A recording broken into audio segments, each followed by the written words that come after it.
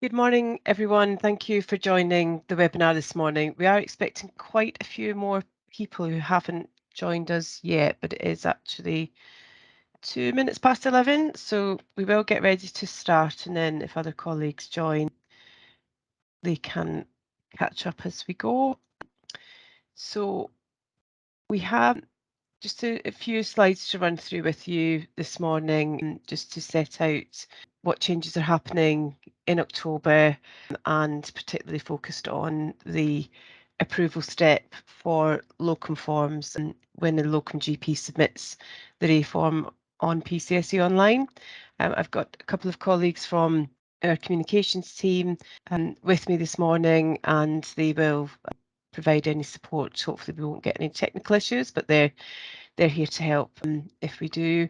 And we also have some colleagues with from NHS England with us as well. So my name's Katrina Veneris. I'm a subject matter expert in the GP pensions team at PCSE, and I'm going to take you through the webinar. There will be, I think, some time for some questions at the end, so it would be helpful if anybody has any questions that they just put that in, type that into the meeting chat, because as I said when we started, we're expecting quite a high number of people to join the session. We've not got quite as many of you as we were expecting, but we may get some more people joining later on. So if you've got any questions as you go, then please just type them in the chat, and we'll try and get to as many of them as possible at the end. So if I just share my screen, then we can get started. It's fine. So I've introduced what we're here for this morning. We're going to look at, as I say, the changes, the key changes that are coming or that do apply from October. It's already October, I keep forgetting, and focused in on the locum approver role, as I've said, and also to touch on user management in case there are any colleagues from practices who don't already have the role in place at the practice. And then, as I said, some time for questions. So a couple of key things.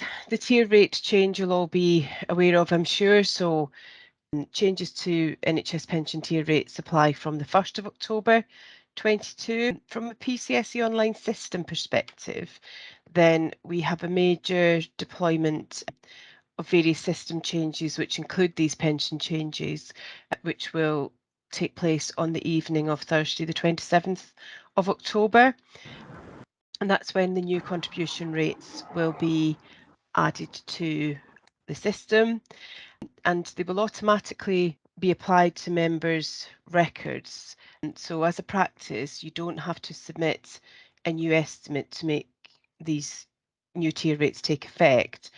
The new tier rates will be loaded up into the system on the 27th of October, and then shortly after that, and we'll confirm exactly the date, whether it's the next day or at some point that weekend, then the existing records to all of the GPs and non-GP partners that you already have an estimate in the system for, then there'll be some rules applied to the system to identify any members who now, from the 1st of October, are in a different tier, a different contribution rate band, and those new tiers will be, or tier rates will be applied, sorry, automatically in the system. Now, when that's done, when that's being carried out, then there will obviously be the period from the 1st of October to the end of the month to take account for of the new tier rate. So there will be automatic adjustments calculated for any members that are impacted. And these will appear primarily in the November practice statements. And that, as I say, is the calculation that would go back to the 1st of October for any difference in the tier rate or any difference in contributions due, sorry, based on the tier rate that has applied to a particular GP or non-GP partner. And the only exception to that November practice statement point is if a practice is in one of the areas that are paid right at the start of the month for the contractual practice statement, then it would be the following month, it would be December, because of the lead up time for payment run preparation, etc. But that as I say, it's only to the people, only the practices that have a payment date right at the start of the month. For everybody else, it will be applied in November. And what we ask is that you don't submit salary change forms or revised estimates now until the new contribution rates have been applied to the system. So if you have a salary change or something that's come to light that somebody should have been on a different tier rate, then those forms should be submitted retrospectively after this system upgrade or update takes place at the end of October. So I hope that's clear about the tier rates. We can, as I say, come back to any questions on the tier rates later on towards the end of the session after we've been through the slides, if that's okay.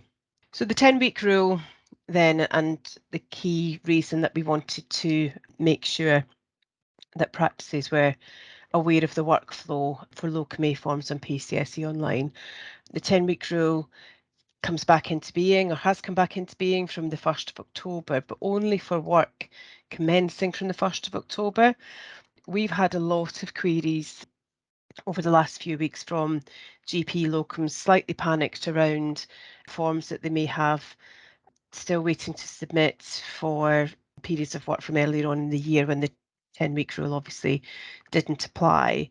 So when for any work carried out up until the 30th of September 22, there is no time limit to get to the locum getting those forms in, so they can still submit them at whatever point, even if it's work from April or even January. If they just haven't managed to get to their admin, then they can just get to that in due course. Obviously, they're encouraged to submit their forms as soon as they can so that their records can be updated, but there isn't any rule that applies to the work that they've carried out up until the 30th of September. But for work that starts from the 1st of October onwards, then the 10-week rule applies, and it's calculated from the end of a period of work, so the last day of a period of work. So they must submit locum forms within 10 weeks of that last date of a period of work. If they don't, then that income can't be pensioned. That's what the rule says. So PCSE do need to reject those forms. So we'll come on to how that will play out on the system if a locum GP is using PCSE Online, but obviously a lot of locum GPs still use, let's call it the traditional way of submitting their forms, so they still use the PDF template that's downloaded from the NHS Pensions website. They send it to yourselves to get signed, etc., and then they submit it to PCSE through a Contact Us form, the A and B forms, together under payment. If they come in through that more manual route, then if they're not received by PCSE within 10 weeks, then again they do have to be rejected. So it's obviously very important that forms are approved if it is work that if they should be approved, and returned to the GP as soon as you can. And obviously from a system perspective that we'll get onto in a minute, then if you've got locums that are starting to use PCSE Online, then it's important that every practice has a PCSE Online user, or preferably more than one person, multiple users to cover for days off and holidays, etc., that can approve locum forms, and that it's some of the regular activities that are checked for from a practice perspective. But as I say, we'll come on to how the system works for that. But the locums themselves, we've been pulling together quite a lot of information and material in the way of briefings for locums. We've identified all GPs that have submitted locum forms in the past year, whether it be on the system or in the traditional way, and we've sent them a targeted bulletin in the past week on top of the general communications and normal GP practice bulletins and so on that they would also be on the distribution list for. And then we have a dedicated webinar this evening for the GP locums, assuming that they've likely to have patient clinics during the day. So we've put that on in the evening to run through the system with them. So if we look at how PCSE Online works, if we move on to that, I mentioned before that we've got this role in PCSE Online, Locum Approver role. As a practice, then you can have as many of the staff in the practice that it's appropriate to have that role, that you can have as many of the staff having that role as you wish. Anyone who has the Locum Approver role in PCSE Online will receive an email notification to the email address that they have as their username in PCSE Online. So they'll receive an email notification once the locum has submitted an A form for the practice. So that'll just be direct into your email inbox. But there's also, when you log into PCSE Online, you'll be aware that there's a across the banner at the very top of the screen. It's highlighted on here, but there's a messages button that you can click, and you will also receive a notification into that message area in the portal. And I've put an example there of what that notification will say, and this is how the system works currently. So this isn't actually specific to the 10-week rule, but this is how the system works for any where locums do already submit the forms through PCSE Online. Anyone with the locum approval role will receive these notifications. So the example there shows you the something I should have mentioned at the very beginning is that when we've taken these screenshots, they've been taken from a test environment. The test environment has all sorts of weird and wonderful data, including the names that testers give the GPs and the different roles in the practice. So our doctor is called Dr. Very long name GPP. So you can take that with a pinch of salt. If that was me and I was a GP, that would just say Dr. Venerous. So it will tell you which doctor, which GP has submitted a locum A form for your practice. It will tell you what period the work is for, and it will tell you the amount that they've entered in the fee box, and then it will advise you that you can either confirm or reject the form. Now you can do that by the buttons in the email notification. So if you've opened up an email, then you'll actually have an approve reject button in the email, or buttons, sorry, or straight into PCSE Online. So if you're in the system and you've opened up a notification and it's a new form that needs to be reviewed, then you would just click the review button and that will open up the screen that allows you to approve or reject, that we'll see in a second. And just a note at the bottom there to say that we're conscious that people are obviously having to adapt to the new rule as it comes in. So there's a reminder notification that's currently set at the 8-week point. So if a locum GP has submitted an A form to practice and it hasn't been approved at the 56 days point after the end date of the period of work, then there'll be an automated notification will go out as a reminder to say, please can you approve this locum A form, so that the GP can comply with the 10-week rule. Because when you've approved it, then they will get a message into their account, and they'll be able to go in and submit the B form. But obviously, until you have approved it or accepted it, then they can't do that. So they're not able to pension their income until you've actually approved it. So when we've opened up the form, then we or click the review button in PCSE Online, then what you'll see is any outstanding forms that are waiting for review. So in this, again, we can take the sort of dates and the names and things with a pinch of salt, because these are all just test data. But just to give you examples, you can see here that we're able to either click approve or reject. If I click approve, I just click submit and we've got the form approved and submitted. That's all the person in the practice with the approver role has to do. Or if we have to reject the button, reject the form, we just click reject, and there's a little box that you can just see the bottom of the screen there, where I can type some text as a free text. So incorrect fee or incorrect dates, whatever reason would be that you would say, I can't accept this form because it's not what I was expecting to see on it. So I don't actually know how many times or how often you get a locum submitting you a form in the traditional methods where they've got the wrong dates or the wrong GPs or whatever on. I don't know if that happens regularly or if it happens once in a blue moon, but we've obviously got the box there for comments if it does. So that's the simple step that you undertake. And then when you've done that, or at any point, you can go to, when you're in PCSE Online, you'll have a Locum Work button. So you'll have clicked on Locum Work to get to the Locum section. And there's another button called Locum Listing. And when you click on this Locum Listing button, then you'll have this search facility. So you can see here that you can enter the GP's name, you can enter the GMC number if it's a GP. The easiest, well, we find the easiest way to search is to enter the GMC. So back to our GPs, our locum GPs would be searching under GMC numbers, and that would allow me, if I've got various locums working at the practice, that would allow you to search for the forms for a particular GP. You can filter it by form type, but from a practice point of view, you would only be looking at Form A's.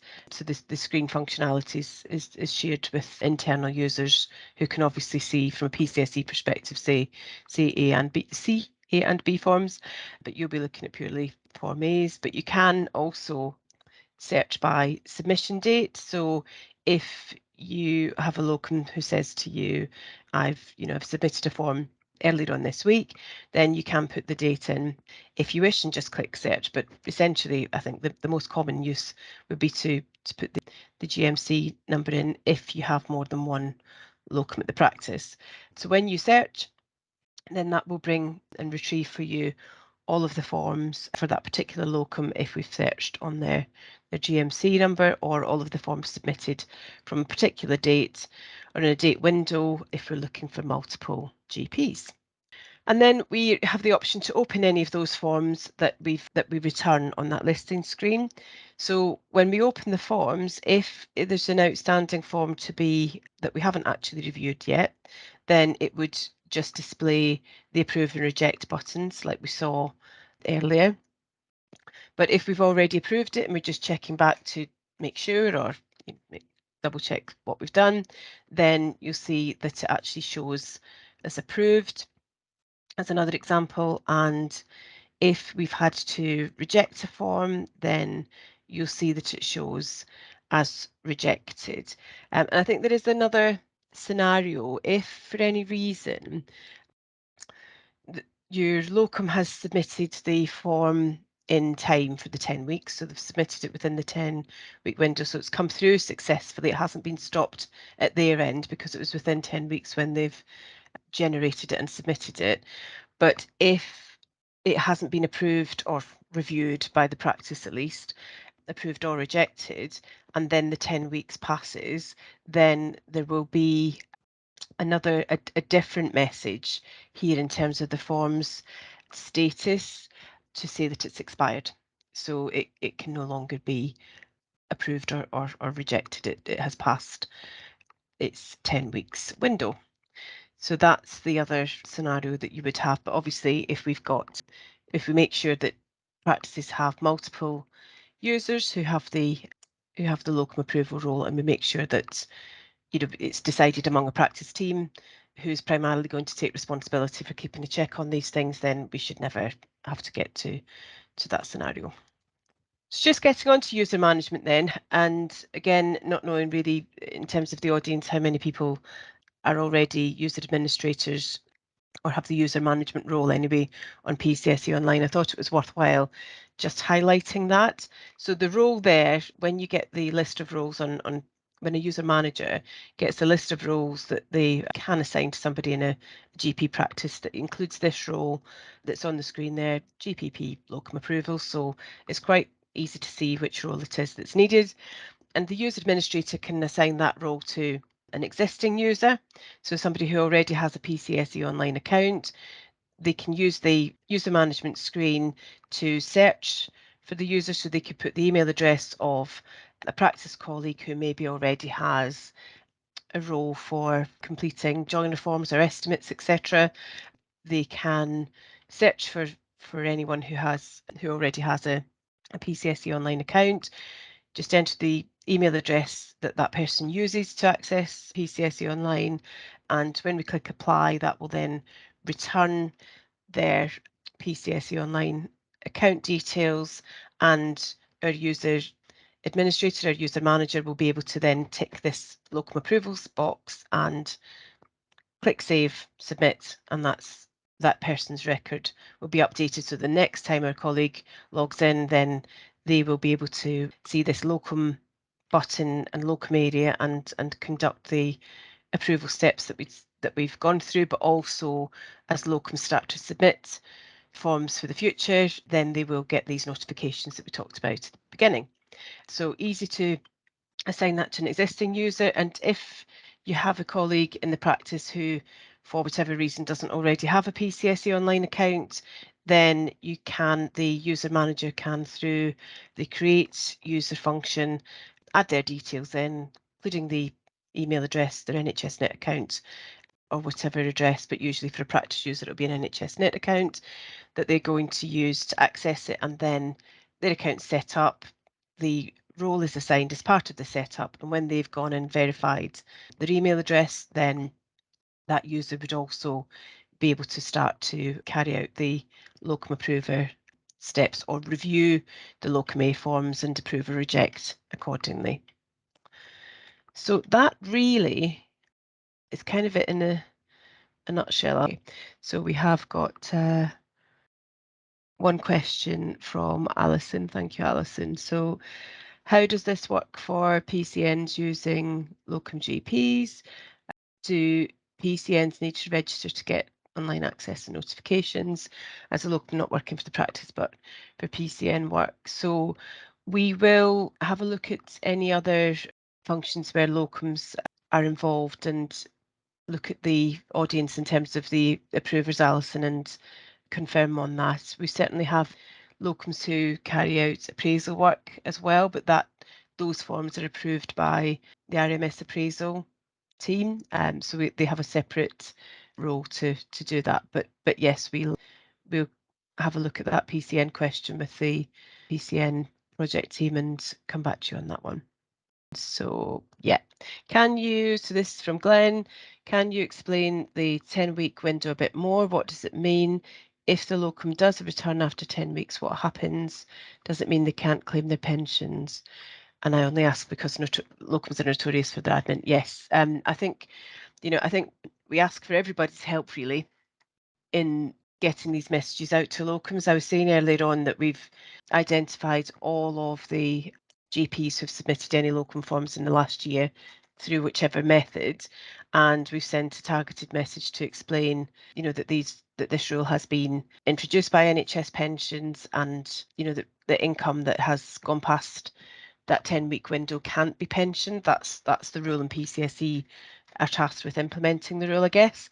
But in terms of a practical example, if a period of work for a GP is, let's say, the 1st to the 14th of October, then the 10 weeks that they've got to submit their A and B forms would start from the 14th of October. If they have, say, two different practices, and one they might work from the 1st to the 10th of October, another one it might be from the 15th to the 25th of October, something like that, then obviously they can put, if they have both of those A forms submitted and they've got them confirmed, approved, and back to them, they can put them on the same B form if it's still within 10 weeks of the end of the first forms period of work, so the earliest forms period of work. But if for whatever reason or I don't say for whatever reason, if in a practical sense they actually receive payment from practice A before practice B, they can submit multiple B forms as well, so they don't have to wait for any sessions or periods of work. They don't have to wait for all sessions or periods of work that they've carried out in the month, to be paid and forms returned to them or approved. They can submit a B form for that first one, make sure that's well within the 10 weeks. And the second one, then obviously as the period of work ends later, the 10-week clocks can start for that one from there. So each A form, the clock applies to an individual basis. So one of the main reasons that we're encouraging locum GPs to start to use PCSE Online to submit the forms is as soon as they complete them, then it will get to you immediately as the locum approver. And then as soon as you've confirmed it, if you can approve it, if they've completed properly, then that message will go straight back to them immediately. So there's no need to be, sending emails backwards and forwards. And obviously they still have to obviously make their payment with the B form. So let me just see, there's quite a few questions have come in. So I think some of them are quite similar, but I'm just going to see. Locum Deck has electronic Form A signing. Is this integrated? Do you know? So that is Rick. I think that's the locum chambers use. Rick, I don't know if you can confirm yes or no to that, so we know we're on the right track or not. But that data comes through automatically anyway, so that's a kind of separate process. Catherine has asked about invoicing at the end, locum's invoice at the end of each month. When does the 10 weeks start? Is it from the day the locum worked or from when the practice is invoiced? So Catherine, I don't know if it was any clearer from the example I gave, but the 10 weeks starts from the end of the period they worked for you. So invoice at the end of the month, but if that period of work was from the 1st to the 10th of the month, in the example, then the 10 weeks would start from the 10th of the month, not from the end of the month. Bridget's asked about what if a locum wants to continue with paper submissions, is that okay? Yes, they can keep submitting through the Contact Us form, so they would be effectively downloading the PDF from the NHS Pensions website and having you complete it, sign it, whatever, and then they upload it and complete a Contact Us form and submit it that way. That actually takes longer than the steps that they need to go through on PCSE Online. So we're hopeful that people will start to move across to the online solution when they get to see how easy it is and how they can actually have a clear record of all the locum forms that they've submitted. But essentially we understand that's bound to take some time, so plenty of people in the short term I'm sure will carry on with the traditional way. Does the 10-week clock apply for each payment or block of work? So it's an individual period of work. So if at your practice the locum has different periods of work in a month, then the clock is independent for each of those periods and it's not actually linked to when you pay them as such. That was from Ruth. Annette, so just going back to the approver role. So Annette, you're a user administrator. Yeah, so if you're a user administrator, when you open up the user administrator, click on that user administrator button, if you just put your email address into the search for a user part, bring up your own account, you'll then see the list of all the roles and you'll have ticks against the roles that you've already got. And there'll also be that locum approval role. So you'll have a tick against the roles you've already got, but then the locum approval role you just need to add a tick to. So hopefully that is clear. But there is also a user administration guide, Annette, on the PCSE website, which just goes through the basic principles of user administration. So not related specifically to this role, but for any role that you need to apply to a user, the steps are the same. So we've got locums being paid monthly, but booked for longer than that to cover extended leave. So the definition of a locum period wouldn't be anything for PCSE to get involved in. That would be more for NHS pensions. But as I say, the thing to consider from the 10-week rule point of view is whatever they define as the start and end date on the locum A form as a period of work, a period of engagement, then it's the 10-week applies from the end date. One thing to point out, actually, I'm glad you've asked the question because I haven't mentioned it. I'll pick it up with the locums themselves tonight, but it's actually important for the practices as well. Related to the tier rate change, not really related to the 10-week rule as such, but related to the tier rate change, locums need to understand that we need to have separate forms for September and October this year, or for work up to the end of September, and for work from the 1st of October onwards, I should say. It doesn't necessarily mean that they can only put September work on a form, or October work on a form, but they need to be separate. So because the tier rates are different from the 1st of October, then they can't submit forms that have work that crosses those 2 months, if that makes sense. And just as a kind of point of an aide memoir for the turn of the financial year next year, that same principle also applies to the pension years. So we do get locum GPs who do try and submit forms that include work for some, a period that goes through from a point in March to a point in April, but because that spans 2 different pension years, then that can't be applied properly to their records. So again, it's just a point of, from an administration point of view, if we can make sure that locums, again, we'll continue to put these messages out, and hopefully people will pay attention. But I think we're conscious that people have got lots on their plates, and administration's not necessarily at the top of the list, as somebody's pointed out earlier on. So any help we can get in making sure locums understand that is the case would be appreciated. So Diane, so Rick, thank you for confirming locum chambers will work as locum chambers works at the moment.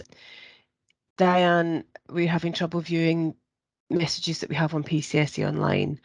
How do you do this? So the messages are at the very top of the screen. So I'll try and access the test site in a second and show you, but there's a banner right at the bit that where you can actually sign out. It's just right next to there. And so Calvinder, can users give themselves access to different roles, or does it need to be done via a manager? So Calvinder, it needs to be the person in the practice who has the user management role already. Now, practices have always been advised to have multiple people with that role, so that, again, to cover for, people being off or on holiday, etc. So anybody in the practice who has the user management role can then assign roles to other colleagues, and that includes themselves. So if someone has the user management role, then they are able to assign roles to themselves. Does anyone have any other questions?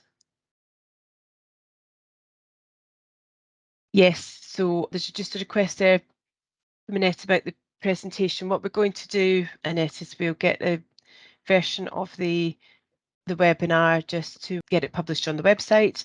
We'll also be updating the user guides so that we've got a dedicated, short click-through guide for the locum approver role, so that it's easy for people to see if maybe they come in new to a practice or they haven't had to use it for a while. So we will make the resources available as quickly as possible. And like I say, the overarching message for the locum community is for them not to panic, because the 10-week rule doesn't apply to work up to the end of September. And so the forms that they will submit probably at the end of October for anything that they've worked in October are when they need to start thinking about that. And it's that change in the system.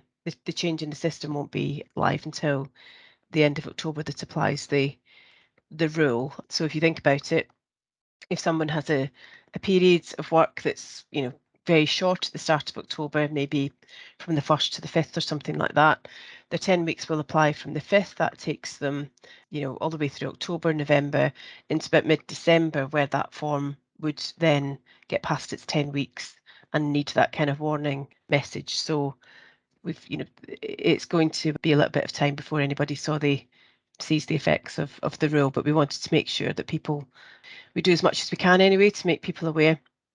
So I think, Diane, you have asked again about the messages button. Let me just try sharing screen to the test site, bearing in mind all of the weird and wonderful data that may be in there. So when you log in, different users with different access will have different buttons in the GP pensions area.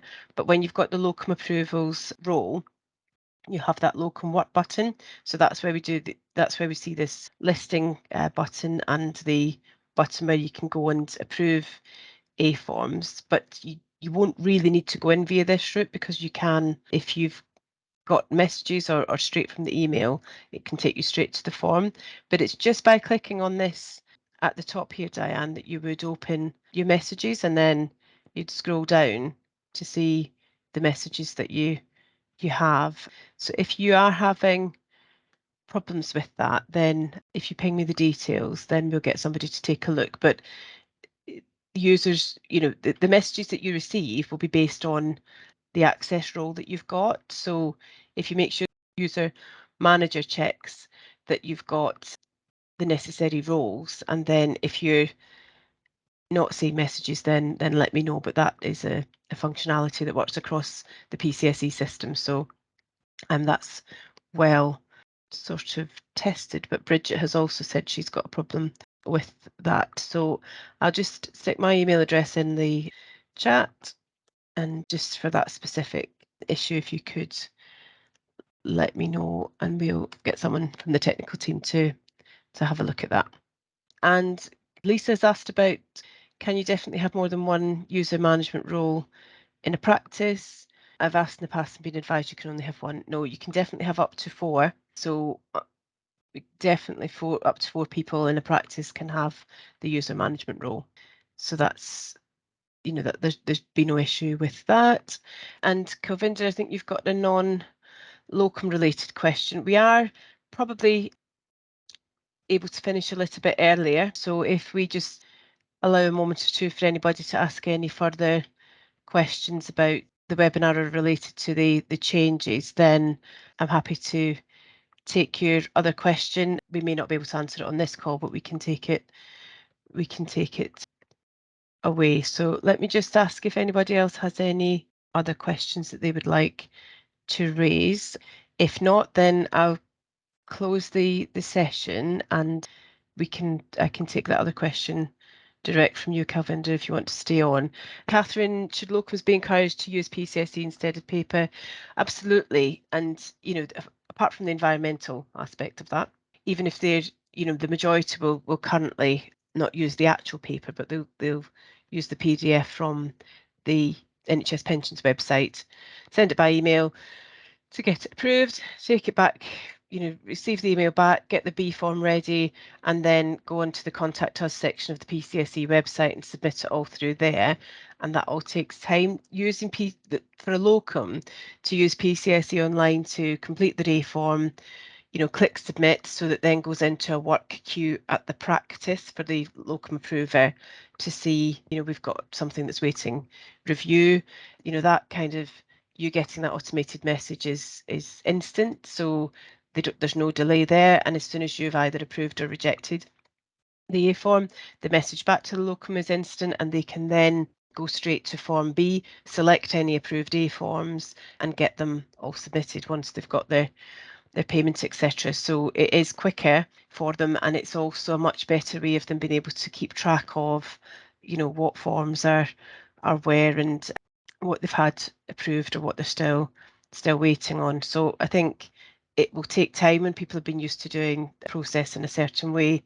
It will take time for them to start to move across. I think we've probably got about something like about 13% of the locum forms come in online at the moment. So, that's still relatively low in the grand scheme of things, but there's obviously been, so much going on from an administration point of view, and also there hasn't been the 10-week rule. People can, sort of dedicate time to their admin once a year if that's what they want to do at the minute, or in the past couple of years. But, with this rule being introduced again by NHS Pensions, then we're sort of appealing to locums to say this will be the best way for you to keep on top of things.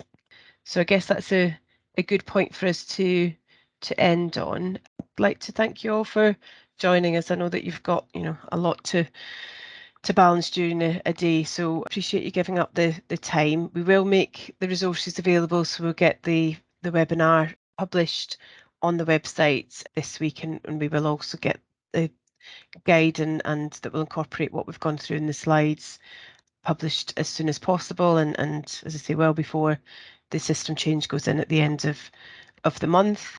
But say thank you again, and Kavinder, if you want to post your question, I'm happy to stay on and take that, but I let everybody else get a quick coffee break. Thank you very much for joining us.